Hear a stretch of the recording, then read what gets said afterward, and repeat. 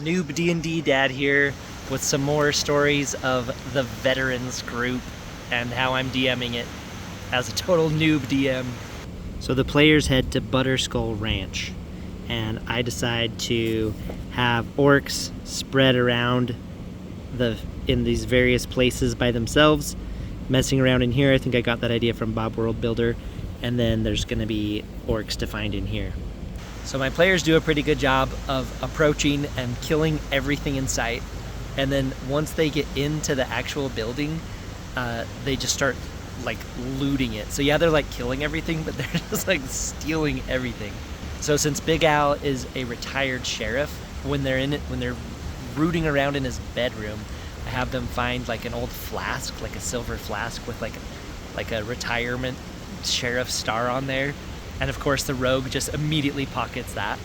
One thing I decided early on was that the mithril armor, I did not want the party to be able to find it at all. I wanted it to be Big Al to be able to offer it to them to like rescue his cow or whatever. And so I decided to have Big Al being held in a cellar.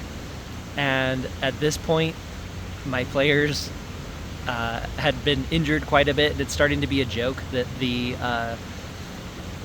sorcerer, what is he in this one? The goblin sorcerer, that he almost gets reduced to 0 hit points every single battle. So they end up killing 12 orcs in various locations all over this place, and Big Al offers them the mithril armor if they can bring back the cow.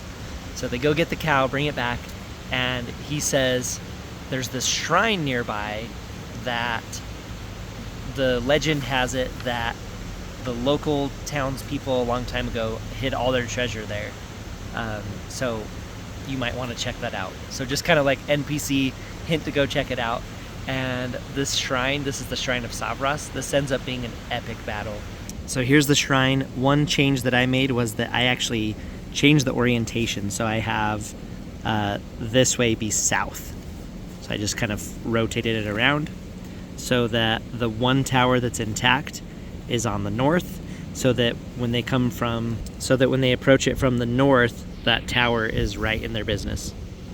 So I keep track of all the orcs and all their hit points in various messy ways, but I basically draw out the battle space and put where all the orcs are going to be. So I have various orcs in the different courtyards. They're sleeping, and they have like little campfires.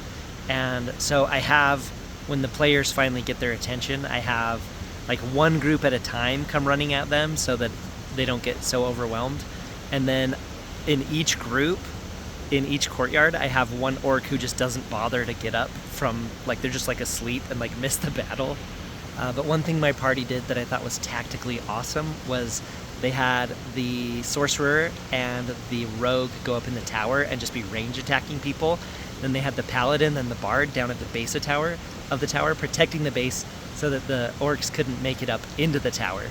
And so they just have like this awesome battle, and all these orcs are just running towards them, and the guys up in the tower are shooting stuff down and killing some of them, and then the guys on the bottom are doing their best to like melee attack.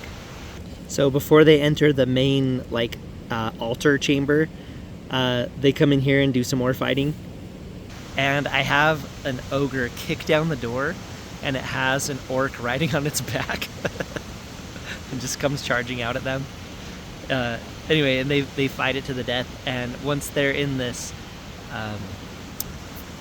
altar chamber, the front of the altar has like an open eye on it, and once they touch it, they have this vision, right? The book tells you to make them have a vision where there's kind of the spirit leaves the body and it lifts up over the building, and their view goes over the mountains and goes over to where the dragon actually is. And I have the vision go like zoom right up into the dragon's face, and then its like eye opens and the vision ends. So it's almost like it senses that someone was having a vision of it. But because of this vision, they know exactly where to find the dragon in the future. And a little touch that I added, once the vision was over, I had the eye on the front of the altar be closed.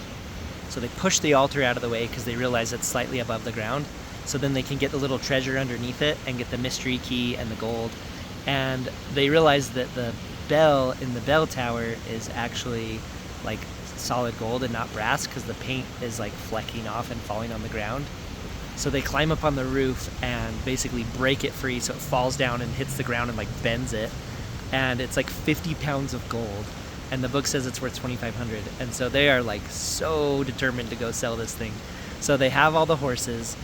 They actually took some of Big Al's horses and they basically slap this thing on a horse. They take all of the orcs' weapons, and this is something that's really bugging me. They're using this spell called Mend to just like fix everything.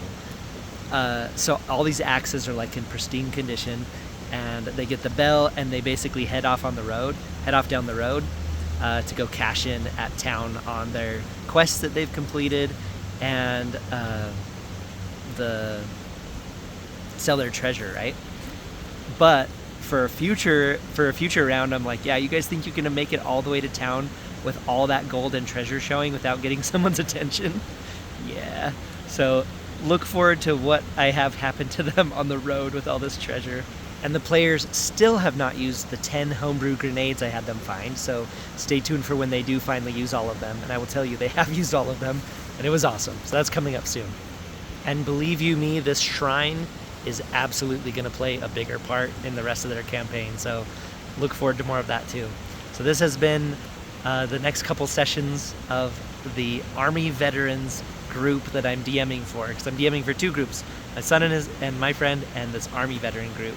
So thank you for joining me on this journey of me being a new DM, and let me know what you think. I always love to hear your opinions on this. Let me know what you think of the tactical positioning of these guys, where some of them were in the tower and some were on the ground. I thought it was awesome, and it was so fun to play it. So anyway, let me know what you think, and I'll see you in the next one. Bye.